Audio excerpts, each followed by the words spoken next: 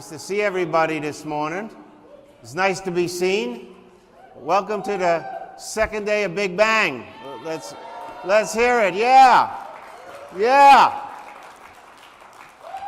I'm Elliot Washor. I'm one of the co-founders of Big Picture Learning with Dennis. And once again, for those of you who didn't hear it, the reason why we have and call it Big Bang is because, and have it at this time of the year, is because we all try to get together right before school starts and really get that energy going. So hopefully that's happening to you all. I hope it is. Is it? Is it? Are you feeling it? Good. That's great. That's what we want. And I'm going to do a little bit of talking. And I'm going to first start off. Brian, you can put up a slide there. Yeah. So this is what gets asked a lot. How'd you get started? Dennis and you kind of get started, and I got this slide from Australia that I'll talk about. But you got to understand that I met Dennis when I was 19 and he was 26. All right? It was 47 years ago. Most of you not even 47 or 40 or 30. All right? And we didn't know what the hell we were doing. All right? In a lot of ways. Dennis was, at that time, the youngest principal in the United States at age 26, starting one of the first middle schools, arguably one of the first public schools that ever had an advisory. Cambridge had an advisory, Oxford had advisories, but not public schools. And now, at 74, he's one of the oldest principals. So it takes a long time to do this work. You know, you got to think about tree time to do this work. Trees grow real slowly. Sunny over there, wherever you are, Sunny, she gave me this book called The Secret Life of Trees. It had a big influence on me, if some of you have read that. So this sign was given to me by a guy, Mark Thompson, who's one of our colleagues in Australia. We have 40 schools in Australia, and they're quite incredible, and they're in the remotest places you could ever imagine on the planet. Working with indigenous people and people in cities all over Australia. So this sign is in the middle of nowhere, and I collect signs. I've always collected signs and what things get said on sewers, well, sewer covers. I can take pictures. I know it sounds weird, but it's, if you grew up in Brooklyn like me, sewer covers were a big thing. So, and signs were a big thing. So it says, if you notice, and what's special about this one, it says, you're in the middle of nowhere, and it says, we are here. It is now. The rest is guesswork. We is what caught me, because there ain't nobody there but you. But really, it is always a we. All right? From the time you were conceived, there was a we. And we can't forget that. You don't just live in your mind. Your mind lives out in the world. Your body lives out in the world. And we have to remember that with our students. So that's a real interesting sign. How do we figure this stuff out? It emerged from all the practice and the work that we're doing. That's why we're different. Our work comes from both head work, heart, and hand work. We couldn't figure this out if we weren't doing it. And it emerges. Emerges is a big word, and I'm trying to use words that people can't co-opt and capture and make them into something else while I'm up here. So things emerge as you do it. You don't know what the heck you're doing right from the beginning. You got to figure it out. That's the challenge. That's what we're great at, problem solving. All right, next slide, Brian. So here we are. This is about, in the early 1990s, we're doing a show, Dennis and I, out on satellite, out to 500 schools in the place where he was principal at Thayer High School. So let's show this. Brian. You know I look younger now. You do. Welcome, everybody, to our final show of the season on alternative assessment. Wait a second here. I just saw a sign out there. Farmer from the outside. Hey, good to see you. I just saw a sign about things taste better when they're homegrown. You must have been watching our show a little bit, yeah, right? I was watching a little bit on my satellite dish. You know, I tuned in. I just want you to bring you a pack of these standardized tomatoes. Look at these. Aren't these beautiful? Now, they're all the same size. I don't really like them. They don't taste good. They're all the same size. It may not come taste from good, all over the country. but you can get the same amount in over. each salad. It's perfect. Whoa, whoa. Yeah. Forgot they jump out of your hand. Grow them inside or outside. Now, I don't like these at all. Not one bit. What would you do then? Well, you know, what I do is I grow these, and, you know, they're all different kind of sizes, and they have different functions. Big ones? All different, you know. And I grow them for sauces, and sometimes you grow them in, you know, warm areas, cooler areas, dry, wet. And, So I've bought some of these before. They don't taste as good as these. no, and everything is different here, you know, and you can grow it all different places. These are the best, homegrown. And in the springtime, I got my little tomato plants, you know, and if this one's not doing too well, I give it a little more water.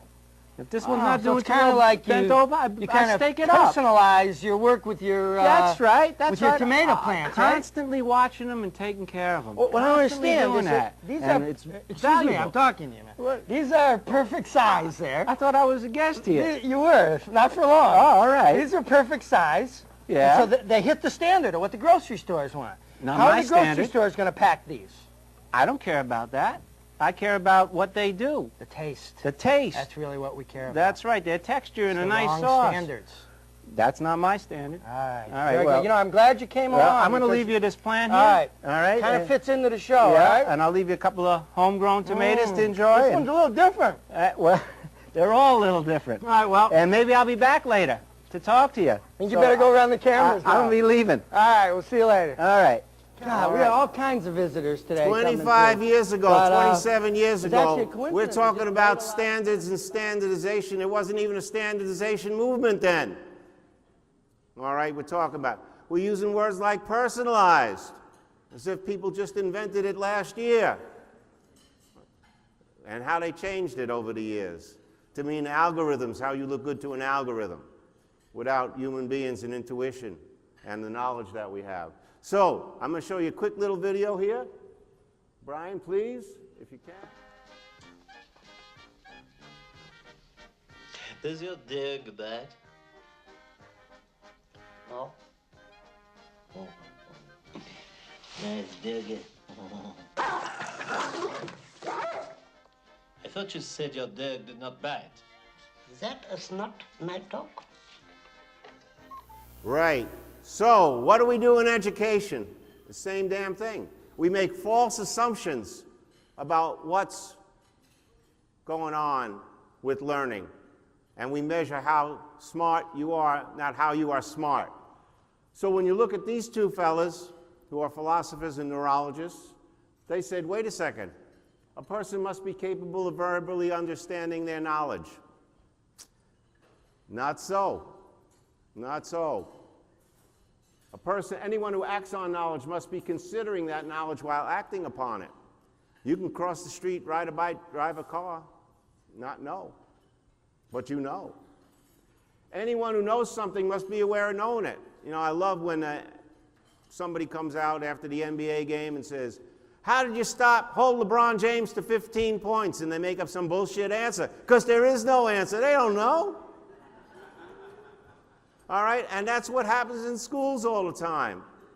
We make false assumptions about what learning is, how you are smart, and measure in a narrow band of intelligence what you're smart at, or what they think you're smart at. So, this is what the system thinks is students at the center. The average person, you got to fit into there. That's what they want. That's the average. That's the center. We got to be real careful when we say students at the center, because some people mean something very, very different. Just give it a click, Brian. A few things. This is what the system says, and this is how you get to the center. Don't be an artist because you'll never make a living. Don't be an entrepreneur because you'll probably fail. Don't quit your job to travel because it's short-sighted. Don't take the road less traveled because it's risky. Is that what the guidance counselors are telling people in schools? Is that what parents are telling kids? Students who were up here were at the edge of their competency. They found their center by going to the edge, and they were wonderful yesterday. And what we have to do is follow them and be with them when they go to their edge. Jane Jacobs said, if you want to find your center, first find your edge and make that your center. Real different. We have to have some real important conversations about that. So Brian, please. I don't have a clicker up here. This is something called a wiggler. All right, I got one here, and whoever wants the wiggler, you self-proclaimed awards here. That's a drill. A machinist knows what that is, somebody who works in a mill. In order to find the center, where do they go? To the edge first. So if this is a wiggler, that's what it's called, or an edge finder, you start at the edge of your competency and you find your center, and that's what we have to do with each and every young person. It's not about students at the center immediately. They're at the edge. They're taking way more risks than we are. When I listened to those young people yesterday, they said stuff that most older people won't talk about. And they're the ones we have to follow. So I'll leave that right up there. Okay, Brian, next. Please. Off track. Off track is kind of interesting. Everybody's talking about being on track. I'm talking about being off track. My father was a big-time gambler. Off-track betting came in. 1 minute, gambling was illegal if you weren't at the track. The next second they changed the law. Off-track betting is legal. I'm saying if you stay off track and you're learning, great. Les Paul quit school at 16. He told his mom, I don't care anything about algebra or who sunk the Titanic. All I care about is Joe Wolverton, the band he was going to start. Les Paul was the father and inventor of not just the electric guitar, but the 8-track. There's a reason why he was off track. He was inventing the 8-track. All right, big deal. Johanna Hayes, woman who won Teacher of the Year, African American, teen mom, went to high school, graduated high school, dropped out, went back, took low-wage jobs, raised a child, went to community college, went to graduate school, became Teacher of the Year. President Obama recognized her. 12 days before the election in Connecticut, she says, I'm going to run for Congress. She won the primary. All those plans. We are here, it is now, the rest is guesswork. She won. How'd she do that? Times are changing. She's going to be the first African-American woman to win an election for Congress in a majority white district. What's going on? We got to pay attention to who's leading and who's out there. That's being off track. The system would tell us she's off track. I'd say she's pretty much on track. I'd say Les Paul was too. So we got to recognize that on track is wider. It's off track as well. All right. Here's another one, graphic. US DOE is very proud of this. All these young people off to community college and post-secondary education. I look at it, I see something different. It says all these percentages in the darker gray areas are students who had a certification in high school and went on to follow it in community colleges. Dismal. And by the way, they can't add. So if you add them up, they don't add up to 100%. What happened to the other kids? They couldn't find them? Where are they? So the whole damn thing doesn't make any sense. But when we look at it, if you look at it, we have data that says it's not just about what you know. It's not, schools only do certifications and diplomas. We connect students and give them equity through access to who. Who counts as much as what? And so, Brian, next slide. Okay, this is the Plow Man, one of the most famous paintings in the world. There's Icarus falling into the water because he got too close to the sun. In that painting, Bruegel knew every adult in that painting is not paying attention to what that young Icarus was doing. He was at the edge of his competency. He wouldn't have gotten killed, probably, if adults were with him. All right, next slide. Here we go, Abbott and Costello, probably the most famous skit, 1936 Vaudeville Act. Everybody knows it. Who's on first? I'm saying, who ain't even in the damn ballpark in schools? What's on first and who's not there? Who is not around? Except at our schools, and with few exceptions, it's not part of a system. We made a structure into a system that says our kids need access and equity, and they're going to get equity through that access for not just what they know, but also who they know.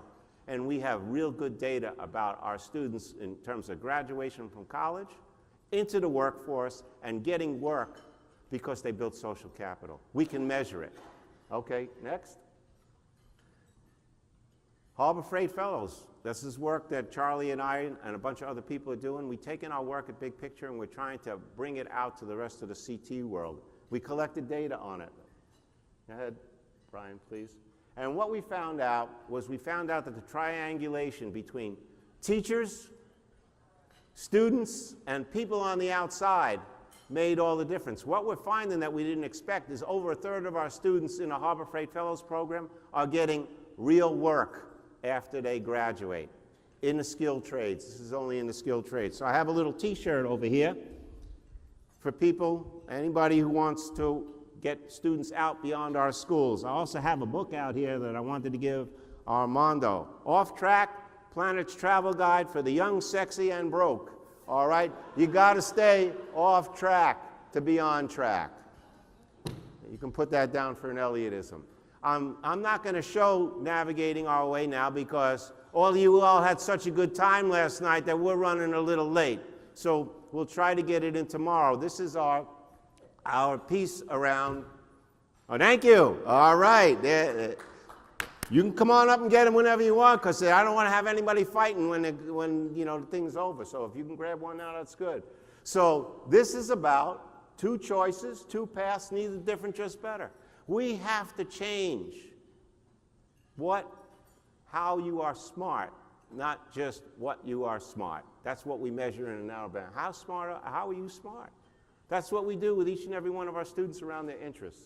So we'll show you Navigating Our Way. Maryland Public Television just called yesterday. They're going to run it. We're trying to do a campaign around that. And we feel it's very, very important. And it features our school, New Harmony High, starting up, and these two young people, Seymour and Sylvie, and how they learn from one another. Okay. Yesterday you saw Emma and Jada up here. Oh, go back 1 second. There you go. And Lenny, and we had 10 people at 10 schools at our conference, a seat to table, and Lenny, who works at Lafayette School, brought us this quote from one of the chiefs of the Onondaga Nation, where our school have many, many students come from. All you can do is start planning again, and it will come to you as you go along. That's the first step of your path back to the Creator. That's the we are here, it is now, the rest is guesswork. We got to figure that out. So there we are with a seed to table program. Okay, Brian? And this is the difference between our field and other fields, if you can get to that next slide. JAMA just came out, Journal of the American Medical Association. They don't just standardize the standards, they change the damn standards. They said it's not about counting calories. It's not about counting how much better you can read or do math. It's about where your calories come from. Processed food or whole foods, plant-based. That's the difference. They changed the standard. We don't change our standards. Next, please. Efficiency Paradox, a new book that came out, says all we care about is algorithms and becoming more efficient. We don't take into consideration our intuition and our knowledge. They both have to go together, and then we're good. When they have the cab drivers in London, they take years to memorize the streets of London. Who's better at finding their way, the GPS or the cab drivers? I wouldn't ask the question if you knew I didn't know the answer. The cab drivers, they have a sense and feel for the streets. It's real, real important. Okay, next.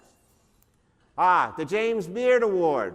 They changed their damn standards. Why can't we change ours? Now, if you win the award, it's about the values of respect, transparency, diversity, sustainability, and equality that goes along with taste and service. They changed the standards. All industries change their standards. That goes back to our work that I showed you at the beginning, that Dennis and I did that little skit around, which we got a lot of crap for. All right, so we are here. It is now. The rest is guesswork. I'm kind of going to leave you with that, because the work is going to emerge as we stay with students and don't do something to them all the time. So one more slide, I think, yeah. As I was walking around, and I'll leave you with this, I was walking around Andrew's neighborhood, and I saw this on a doorstep, and I'm going to make one for mine, and maybe I'll make a whole bunch of these posters. No matter where you are from, we're glad you're our neighbor. And that's something that we have to keep in our hearts and keep sacred for the work that we're doing. And it's one of the pieces of the bigger picture. So I'm going to thank you right now for my little piece of the speech, right, that I did. I hope you enjoyed it, and I hope it makes you think, not right or wrong, but does what I say matter? That's what I really care about. Does what I say matter? And right now I'm going to bring up Carol. Carolyn, where are you? Come on up. Carol's our big picture person from Kenya. We've had an incredible year internationally. In Australia, we won some big awards. In Canada, we won some big awards. Italy, we started our first school. Israel, we have 8 schools, 3 of them Arab-Israeli schools, integrated, mixed, real difficult stuff to do. We take on challenging work. And Carolyn has been working for years to get big picture learning going, and she's going to tell you about where she's at. So let's give her a real nice round of applause.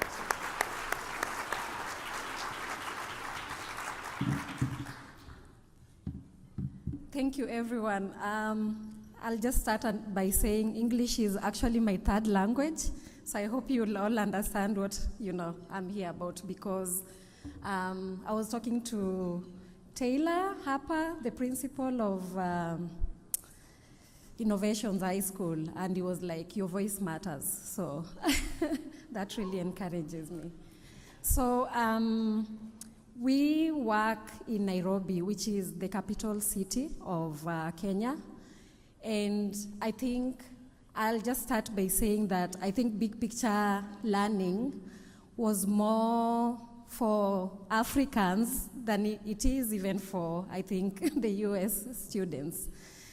So we work in some of the most poorest neighborhoods, which is also the neighborhood that I was born and brought up.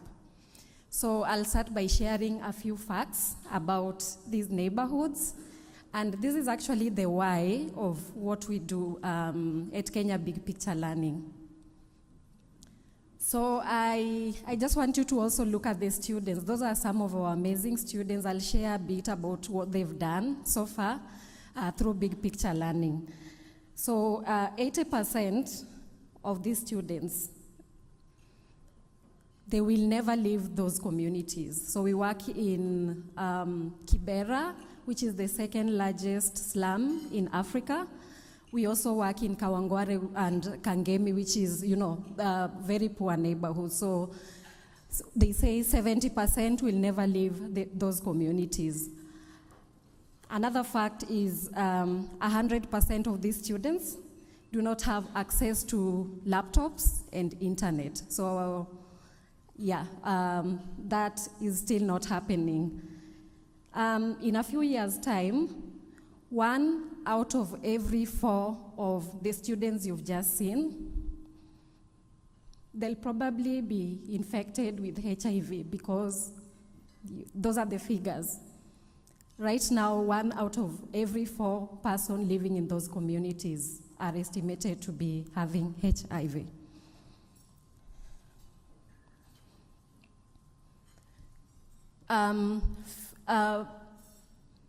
In Kenya, the standardized test is really killing our students.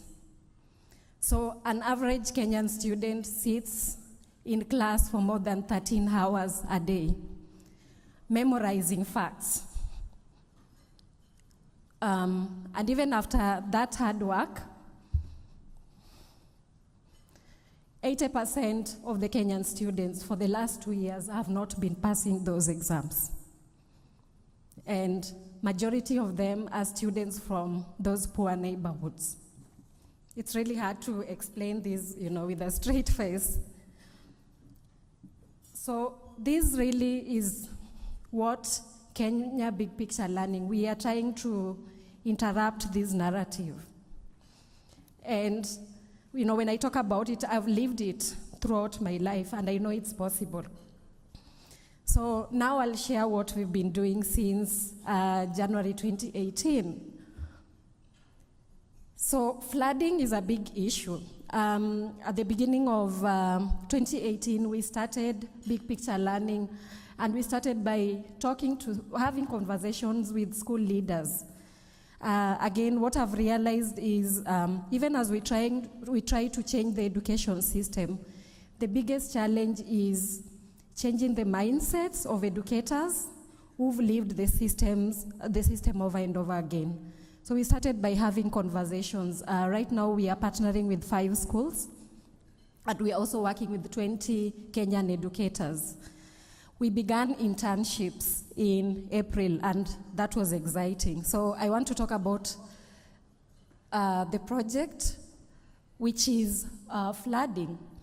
It happens in the community, and every time it rains, the flooding actually kills a lot of people. So many people are taken out of their neighborhoods, and it's a big challenge.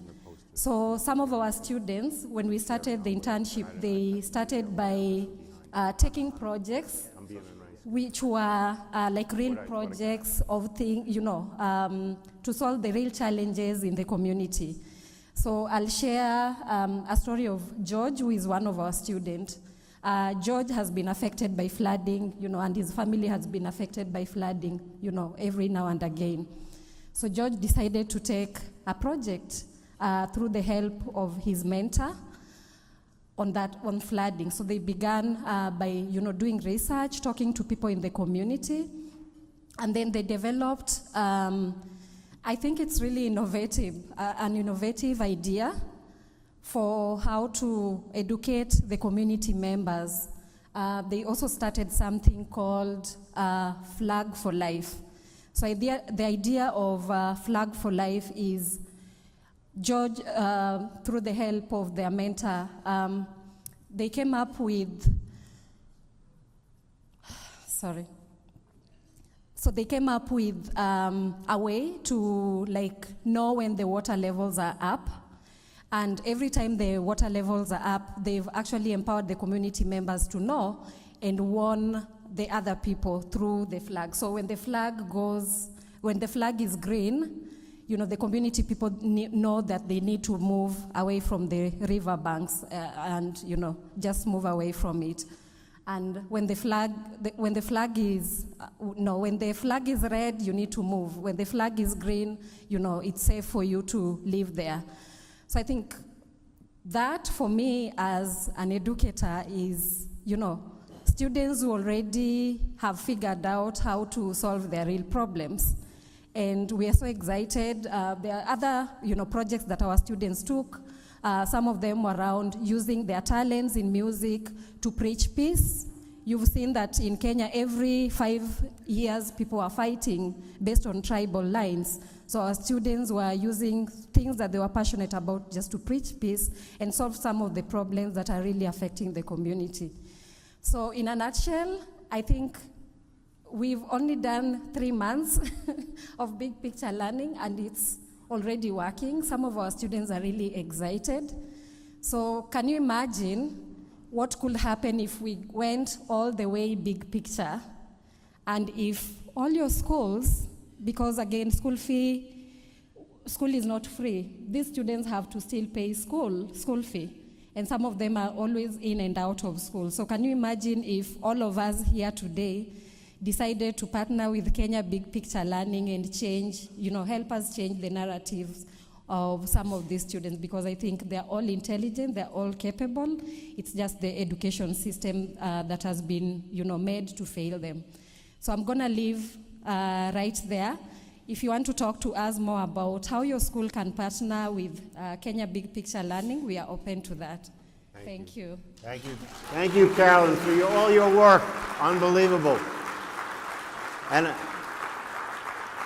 I'll tell you a quick story, and I want to recognize there are folks from Belize here, Barbados, Canada, and a whole bunch of other places. And we had a wonderful international dinner. The Netherlands here, the Dutch are here as well.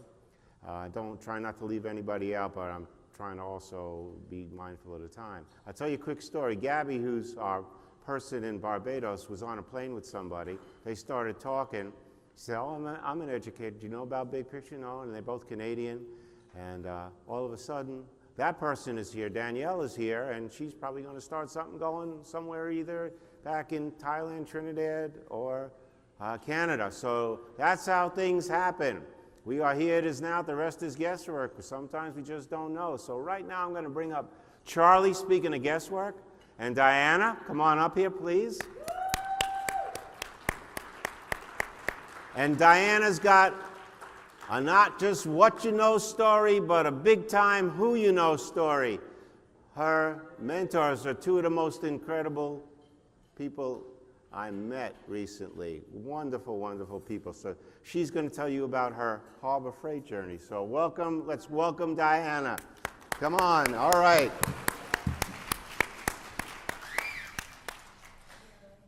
Okay guys, I'm really shy, so bear with me. Hi, my name is Diana Naya. I'm 18, and I used to be a Harbor Freight Fellow at Marquez Design. My social anxiety is having a field day right now, I'm sorry. Look around, thank you. Look around you and just replay the introduction I just said in your heads. Didn't it just kind of sound like I started an AA meeting, you know? Hey, I'm 18, you know. I mean, I've never personally been to one, but I've seen them on TV, so I'm assuming that's how they start. So I come from a small town in California named Woodland, where sadly we actually don't have a lot of BPL exposure quite yet. And amazingly, I was given an opportunity one day to become a fellow. And I was exposed into the world of amazing people who actually truly care for their students to have hands-on experience. I began to only intern earlier this year, and this all started because my administration of justice teacher, Ismael Hernandez. I always really struggled in school, if I'm honest. I never managed to stay still in my seat, which you can see I'm constantly moving right now. I was always sent out for talking too much, and I definitely was not one to have a lot of joy in life when I had to sit down and do my worksheets. But when it came to activities, projects, and anything that was hands-on, something inside me would just spark. I loved it, I was on it, and my teacher saw that. So one day he asked me to stay after class, and he told me, there's these two guys I really want you to meet. I feel like you would do amazing by their sides. And that's when I began to go to Corazon, which was my soon-to-become mentor's shop. And it was then and there where I formally met and was introduced to Pascual Marquez. And this is the part where I stopped reading from my phone and I began to speak from the heart, because the biggest thing Pascual taught me was to whatever you do, make sure it comes from the heart. Everything should have a meaning, and you should never half-ass anything, which ironically is what I'm about to do. So I began to work at a hot rod shop, which is completely out of my comfort zone. I know nothing about cars, and these guys, oh yeah, there's me like falling. So I worked with these two guys who work on $1 million cars, and it was something I never done in my life. I had no knowledge whatsoever of cars, and it was a really big thing for me. Although I had no idea what was going on, I loved it. I was there every day. I had a half schedule at school, and I would go straight after school and I would work my 4 hours, and I loved it. There was never a day I did not want to go. So I worked, there's me working. I worked a lot hands-on with machinery, manufacturing, product design, you name it. And I struggled a lot, I won't lie. There was days where I would cry because I felt so useless because I didn't know what was going on. But my mentors pushed me, and they're like, you know what, you can't learn unless you push yourself and fail. Failing is the way to learn. And I really appreciate having this experience, because not only did I grow as a person, I grew mentally. I just grew a lot. Like I said before, I'm a really shy person, and my mentor actually pushed me to get out of my comfort zone, to do many things. He introduced me to so many people, and he would actually put me on the spot a lot, where he would tell me, you know what, I don't want you getting red as a tomato, but I want you to go talk to those people right now. So, I mean, he could have at least had a balloon so I could fly away or something, but, you know, he didn't think of that. Anyways, so I worked a lot hands-on, and it was amazing. I really loved the relationship I had with my mentor. He actually he explained to me that sometimes school isn't for everybody. To not feel bad because I wasn't doing as well as others. That, you know, some people are just meant in the hands-on world. It's not about what you can do in school, it's about what you can produce out there. School is just theory. It's really about what you can do and prove it. So something that he always told me, like, you know, don't worry if you think you can't afford college or if you're not good enough for college. There's many opportunities out there. Don't be scared of the future. There's many possibilities you can do that you can succeed in. But I mean, don't get me wrong, he fully encourages college. He has a 4-year bachelor degree, and he tells me, if you think college is your thing and that's where you're gonna find yourself, go. And because of him, I will actually be attending college in the fall.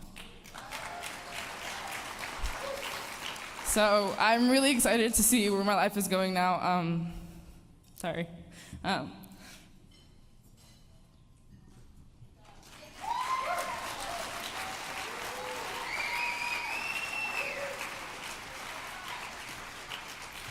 I'm really grateful I got this opportunity, and I feel I'm happy to know there's this many people out here trying to help their students. I don't know where I would have been without this experience. It really helped me get myself through school when I didn't think I would be able to.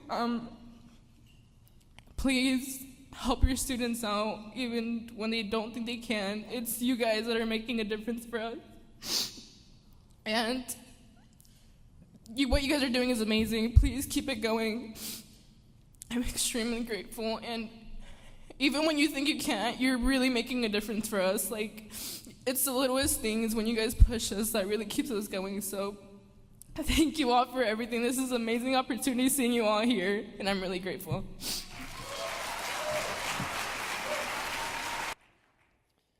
So I'll finish off, and we can get up and start our day. And I think everything I'm going to say is kind of going to build on what Carolyn says, what Elliot says, what Diana said. And hopefully it can help big picture go to another step. Imagine how Elliot and I feel. 23 years ago, there were 5 of us, which was pretty incredible. And then 17 years ago, we had our first big bang. And Andrew was a little boy then and still has his T-shirt from 2002. So we've been a while. He made sure I didn't lose it. So we've been around for a while. And I guess what I'm proudest of is that we've stayed in front all these years. We've never compromised. We never lost our soul, which is something very, very important. You saw the little skit that Elliot and I did. 40 years ago, as principal, I refused to give our students' SAT scores to the newspaper, okay? Because we know it's just related to how rich your family is. So I refused, and we've been fighting the fight ever since.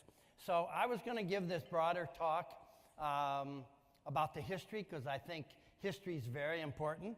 One of the things, it's a great quote, I learned from history that we never learned from history.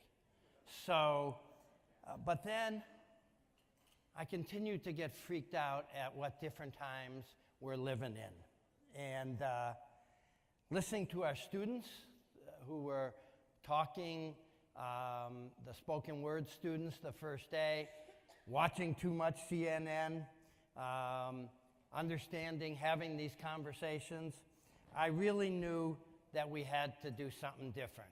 And that's why I created my own T-shirt that said, I'm maladjusted to injustice, okay? I am at this point where things got to be extreme. So my speech, you're lucky, that one's going out, okay? And I'll do the next one that really talks where big picture needs to go. I watched Obama on, not the Obama tape that he says the Met's the best. I had to get that in. But he was in South Africa on Nelson Mandela's 100th birthday. And he said a very important thing that moved me, and it was nice to hear his voice. Brian, do you want to put that little quote up there? So young people who are in the audience, who are listening,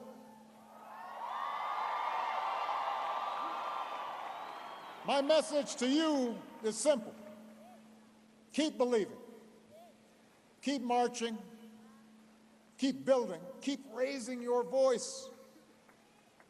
Every generation has the opportunity to remake the world.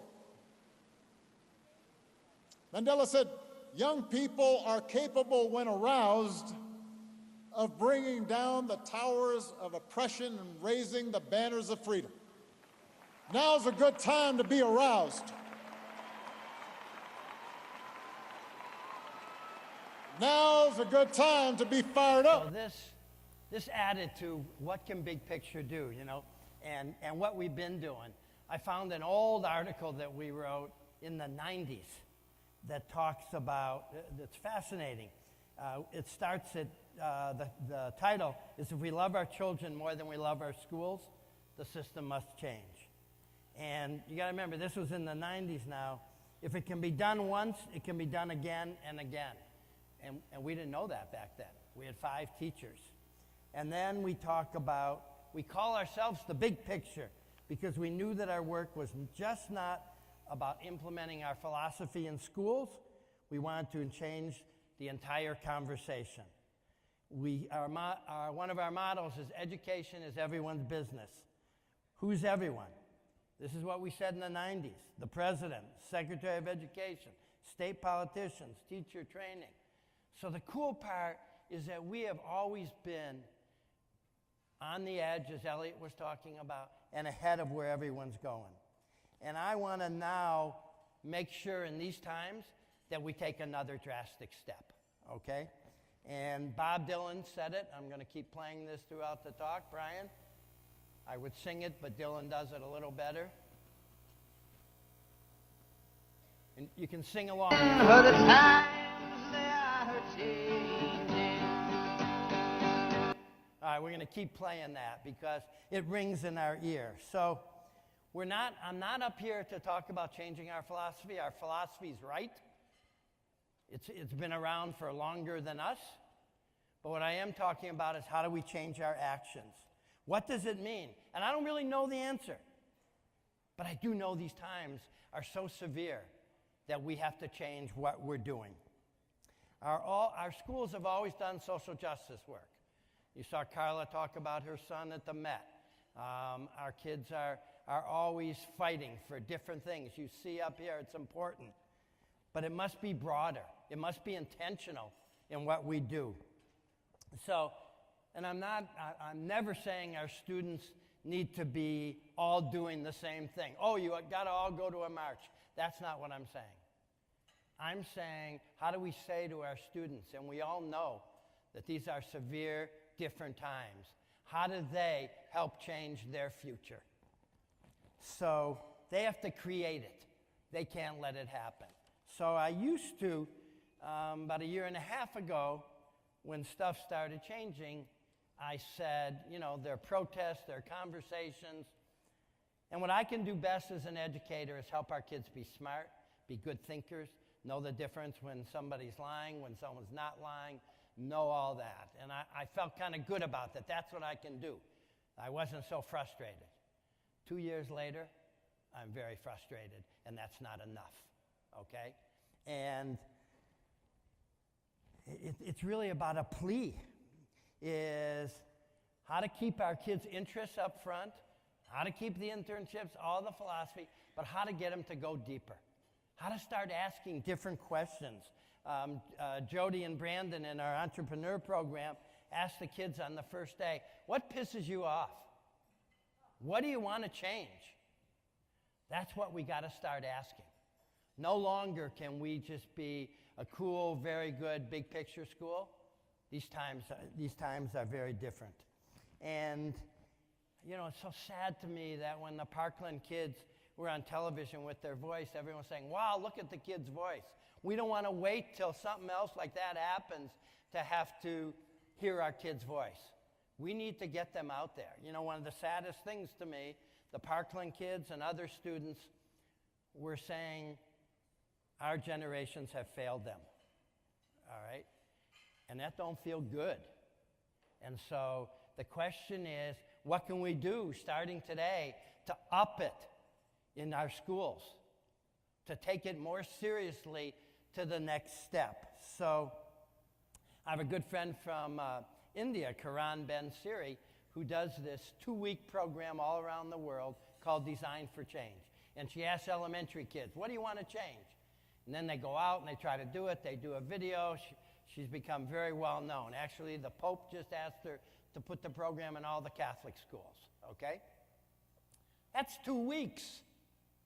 That's nice, but that's 2 weeks. We have an opportunity to do it every day, to make it part of big picture DNA. So, you know, I can't sit back anymore, I feel.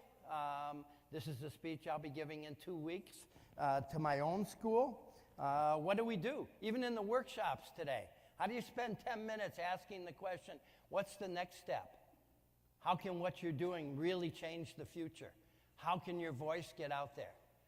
Because I don't want to be in 10 years to say, we stood there, we had cool, good schools, but it wasn't enough. So I'll just kind of end that I started with at the beginning. This is really a special moment of time, not a good moment of time, okay? And we need to react. We need to lead. And think about this, honestly. If it's not us, who's going to do it? Nobody else has the kind of structures in the school or the way to think about education than we do. So, again, we have the kind of the responsibility to lead this country because no one else is really doing it. And I'll end with this quote as I look out at all of you is, you can blow out a candle, which is one of us, but you can't blow out a fire, and we're a fire. So thank you.